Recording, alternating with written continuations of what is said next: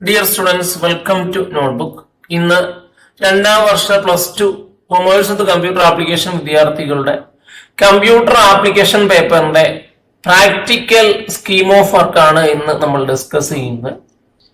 നമുക്കറിയാവുന്നതാണ് രണ്ടാം വർഷം +2 കൊമേഴ്സ് വിത്ത് കമ്പ്യൂട്ടർ ആപ്ലിക്കേഷൻ വിദ്യാർത്ഥികളുടെ കമ്പ്യൂട്ടർ ആപ്ലിക്കേഷൻ പൊതുപരീക്ഷ ടോട്ടൽ 40 മാർക്സിനാണ്. അതിൽ പ്രധാനമായും വരുന്നത് C++ programming, HTML programming, JavaScript programming, പിന്നീട് ഡേറ്റാബേസ് എന്ന സെക്ഷനിൽ ഉൾപ്പെടുന്ന MySQL എന്ന പ്രോഗ്രാം. അങ്ങനെ പ്രധാനമായിട്ട് 3 സെക്ഷനായിട്ട് 4 വ്യത്യസ്തമായ ലാംഗ്വേജുകളാണ് നമ്മൾ യൂസ് ചെയ്യുന്നത്. അതിൽ വളരെ ഇമ്പോർട്ടന്റ് ആയ ഒരു ലാംഗ്വേജ് ആണ് C++ എന്ന പ്രോഗ്രാമിംഗ്. പിന്നീട് വെബ് ആപ്ലിക്കേഷനായിട്ട് പ്രധാനമായിട്ടും നമ്മൾ ചെയ്യുന്നത് HTML ജാവാസ്ക്രിപ്റ്റ് പ്രോഗ്രാമിംഗ് ആണ് നമ്മൾ ചെയ്ത് പഠിക്കുന്നത്. പിന്നീട് ഡേറ്റാബേസ് എന്ന സെക്ഷനകത്ത് നമ്മൾ പ്രധാനമായിട്ടും MySQL എന്ന RDBMS പാക്കേജ് ചെയ്യുന്നു. ഇങ്ങനെ 3 വ്യത്യസ്തമായ സെക്ഷൻ ആയിട്ടാണ് നമ്മുടെ പ്രാക്ടിക്കൽ ചെയ്യുന്നത്. ഇനി നമുക്ക് പ്രാക്ടിക്കലിന്റെ ഒരു സെക്ഷൻ നോക്കിയാൽ എന്തൊക്കെയാണ് അവിടെ നമ്മൾ ചെയ്യുന്നത്. നേരത്തെ പറഞ്ഞ പോലെ തന്നെ C++ മാൻഡേറ്ററി ആണ്, കമ്പൽസറി ആയിട്ട് ചെയ്യേണ്ട ഒരു പ്രോഗ്രാം നമുക്ക് ചോദിക്കാം. പിന്നീട് 2-3 സെക്ഷനിൽ നിന്നാണ് ബാക്കിയുള്ള രണ്ടാമത്തെ ചോദ്യം. ഒരു വിദ്യാർത്ഥിക്ക് 2 ചോദ്യങ്ങളാണ് ചെയ്യേണ്ടി വരുന്നത് പ്രാക്ടിക്കൽ പൊതുപരീക്ഷയ്ക്ക്. ഒന്ന് C++ എന്ന ഒരു ചോദ്യം നമുക്ക് ലഭിക്കും. പിന്നീട് വെബ് ആപ്ലിക്കേഷനോ അല്ലെങ്കിൽ RDBMS ആപ്ലിക്കേഷനിൽ നിന്നോ നമുക്കൊരു ചോദ്യം ലഭിക്കും. നമുക്കറിയാവുന്ന പോലെ തന്നെ രണ്ടാം വർഷം നമുക്ക് 60 മാർക്സിന്റെ തിയറി എക്സാം ഉണ്ട്, പൊതു എക്സാം ഉണ്ട്, 20 മാർക്സിന്റെ ഇന്റേണൽ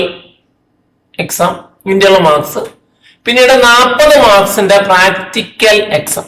അങ്ങനെ മൊത്തം നമ്മൾ 120 മാർക്സിനാണ് നമ്മൾ രണ്ടാം വർഷ പൊതുപരീക്ഷ എഴുതുന്നത്.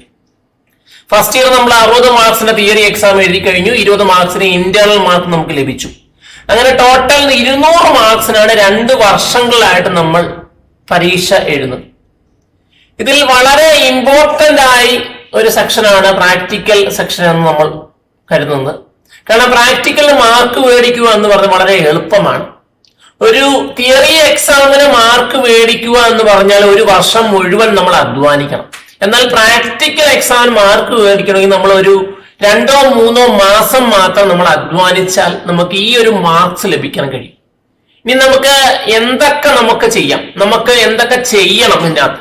നേരത്തെ പറഞ്ഞ പോലെ C++ വളരെ ഇമ്പോർട്ടന്റ് ആണ്. കാരണം ഒരു ചോദ്യം മസ്റ്റ് ആയിട്ടും ഒരു വിദ്യാർത്ഥിക്ക് C++ പ്രോഗ്രാം ചെയ്യാനായിട്ട് കിട്ടുന്നു.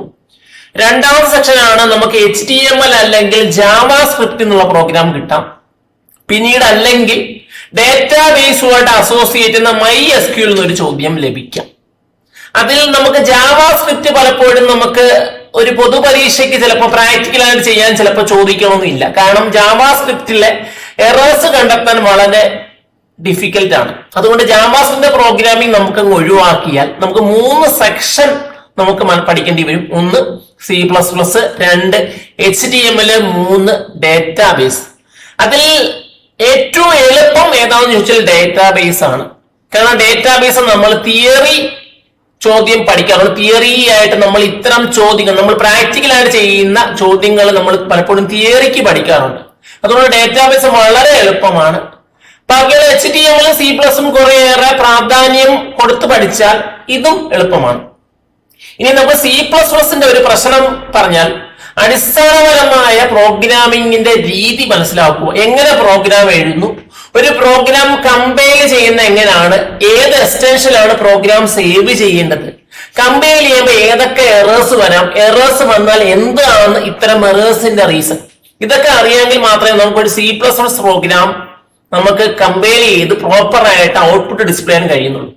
അതേപോലെ തന്നെ HTML പ്രോഗ്രാം പലപ്പോഴും വിദ്യാർത്ഥികൾ സേവ് ചെയ്യുന്ന .html പകരം .txt എന്ന എക്സ്റ്റൻഷൻ ഉപയോഗിച്ച് പലപ്പോഴും സേവ് ചെയ്യാറുണ്ട്.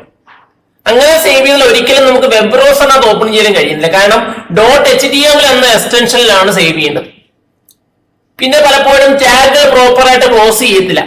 ഓപ്പണിംഗ് ടാഗ് കാണും, പലപ്പോഴും ക്ലോസിംഗ് ടാഗ് കൃത്യമായി ക്ലോസ് ചെയ്യാറില്ല. പലപ്പോഴും ഹെഡ് സെക്ഷൻ ക്ലോസ് ചെയ്യാറില്ല. ഇതൊക്കെയാണ് പലപ്പോഴും വിദ്യാർത്ഥികൾ വരുത്തുന്ന എറേഴ്സ്. അതേപോലെ C++ പ്രോഗ്രാം ചെയ്യുമ്പോൾ പലപ്പോഴും കൃത്യമായ രീതിയിൽ വേരിയബിൾസ് ഡിക്ലെയർ ചെയ്യത്തില്ല. അതേപോലെ കൃത്യമായ ഹെഡ് ഓഫ് ഫയൽസ് ഇൻക്ലൂഡ് ചെയ്യുന്നില്ല. പലപ്പോഴും നമുക്ക് അനുയോജ്യമായ രീതിയിലുള്ള സ്പെല്ലിംഗ് കൊടുക്കും. പലപ്പോഴും മെയിൻ എന്ന് പറഞ്ഞ് പലപ്പോഴും ക്യാപിറ്റൽ ലെറ്റർ ഒക്കെ യൂസ് ചെയ്ത് പലപ്പോഴും പ്രോഗ്രാം ചെയ്യാറുണ്ട്. ഇതൊക്കെ വളരെ സിമ്പിൾ ആയ എറേഴ്സ് ആണ്. അപ്പൊ എറേഴ്സ് നമുക്ക് മനസ്സിലാക്കി വെക്കുക, പ്രോഗ്രാം എഴുതുന്ന ഒരു സ്റ്റൈലിന്റെ രീതി മനസ്സിലാക്കി വെക്കുക. ഇതൊക്കെ മനസ്സിലാക്കി വെച്ചാൽ മാത്രം നമുക്ക് C++ പ്രോഗ്രാമിംഗ് എളുപ്പമാകാറുള്ളൂ. ഇനി നമുക്ക് പ്രാക്ടിക്കലിന്റെ ലോഗ് ബുക്കിന്റെ ഫോർമാറ്റ് നോക്കിയാൽ അതിന്റെ left hand side, right hand side. C++ programming ആണെങ്കിൽ നമ്മൾ ലെഫ്റ്റ് ഹാൻഡ് സൈഡിൽ അൽഗോരിതം അല്ലെങ്കിൽ ഫ്ലോ ചാർട്ട്, പിന്നീട് ലെഫ്റ്റ് ഹാൻഡ് സൈഡിൽ തന്നെ സാമ്പിൾ ഇൻപുട്ട് ഔട്ട്പുട്ട് ഇത് എഴുതുന്നു. റൈറ്റ് ഹാൻഡ് സൈഡിൽ ഡേറ്റ്, പ്രോബ്ലം നമ്പർ, അതേപോലെ C++ കോഡ്. HTML അല്ലെങ്കിൽ വെബ് ആപ്ലിക്കേഷൻ ആണെങ്കിൽ ടാഗ്, അതിന്റെ ആട്രിബ്യൂട്ടുകൾ, അതേപോലെ നമ്മൾ കിട്ടുന്ന നമ്മുടെ വെബ് പേജ് അല്ലെങ്കിൽ നമ്മുടെ ഔട്ട്പുട്ടിന്റെ പ്രിന്റ് ഔട്ട് നമ്മൾ അവിടെ പേസ്റ്റ് ചെയ്യുന്നു. റൈറ്റ് ഹാൻഡ് സൈഡിൽ നേരത്തെ പറഞ്ഞ പോലെ തന്നെ problem number, date of practical work, അതേപോലെ HTML കോഡ് അല്ലെങ്കിൽ ജാവാസ്ക്രിപ്റ്റിന്റെ കോഡ് നമ്മൾ റൈറ്റ് ഹാൻഡ് സൈഡിൽ എഴുതും. ഇനി MySQL ആണെങ്കിൽ നമ്മൾ റൈറ്റ് ഹാൻഡ് സൈഡിൽ ടേബിള്, അതിന്റെ സാമ്പിൾ ഔട്ട്പുട്ട് എഴുതും. അതേപോലെ ക്വറീസും നമ്മൾ ലെഫ്റ്റ് ഹാൻഡ് സൈഡിലാണ് എഴുതുന്നത്.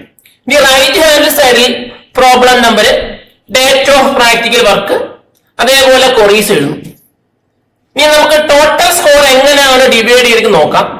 ടോട്ടൽ സ്കോർ 40 ആണെന്ന് പറഞ്ഞു. അതിൽ 2 ചോദ്യങ്ങൾ ചോദിക്കാം. ഒന്ന് C++, ഒന്ന് വെബ് ആപ്ലിക്കേഷൻ അല്ലെങ്കിൽ ഡാറ്റാബേസ് എന്നുള്ള ചോദ്യം.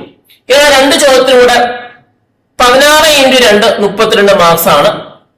പ്രാക്ടിക്കൽ ലോഗ് ബുക്കിന് 4 മാർക്ക്, വൈവയ്ക്ക് 4 മാർക്ക്.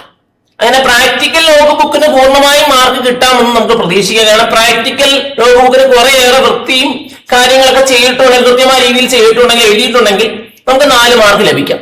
ഇനി വൈവ എന്ന് പറയുന്ന സെക്ഷനിൽ മാർക്ക് ലഭിക്കണമെങ്കിൽ നമ്മൾ മനസ്സിലാക്കേണ്ട കാര്യം, നമ്മൾ പറയുന്ന ഉത്തരം വളരെ ആപ്റ്റ് ആയിരിക്കണം, വളരെ ശരിയായിരിക്കണം.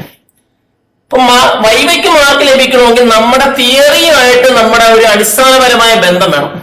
കൃത്യമായ രീതിയിൽ നമ്മൾ പുസ്തകം വായിച്ച് കാര്യങ്ങൾ മനസ്സിലാക്കി എടുക്കുമെങ്കിൽ മാത്രമേ നമുക്ക് വൈവയ്ക്ക് മാർക്ക് ലഭിക്കൂ. കാരണം വൈവയ്ക്ക് 1, 2 അല്ലെങ്കിൽ 3 ചോദ്യങ്ങൾ ചോദിക്കാം. വരുന്ന എക്സാമിനെ നമ്മൾ കൺവിൻസ് ചെയ്യിക്കണം, അദ്ദേഹത്തിനെ ഇംപ്രസ് ചെയ്യുവാണ് നമ്മുടെ ലക്ഷ്യം. നമ്മൾ വളരെ സൂക്ഷ്മതയോടെ അദ്ദേഹം ചോദിക്കുന്ന ചോദ്യങ്ങൾ കേൾക്കുക, നമ്മൾ ഉത്തരം നൽകുക. അപ്പൊ നമുക്ക് അടിസ്ഥാനപരമായ കാര്യങ്ങൾ മനസ്സിലാക്കി എടുക്കുക. കൊച്ചു കാര്യങ്ങൾ, ടോക്കണുകൾ അല്ലെങ്കിൽ കീവേഡ് എന്താണ്, C++ എക്സ്റ്റൻഷൻ എന്താണ്, അങ്ങനെയുള്ള കാര്യങ്ങളൊക്കെയാണ് ചോദിക്കുന്നത്. അതേപോലെ HTML ആയിട്ട് ബന്ധിക്കുന്ന അവിടെയുള്ള അടിസ്ഥാനപരമായ ചോദ്യങ്ങൾ വരാം.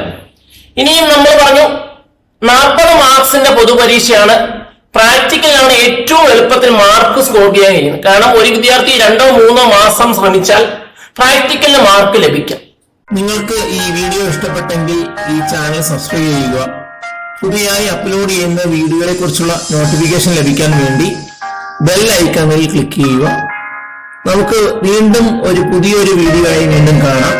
നിങ്ങൾക്ക് എന്തെങ്കിലും ഡൗട്ട്സ് ഉണ്ടെങ്കിൽ കമന്റ് ബോക്സിൽ കമന്റ് ചെയ്യുക.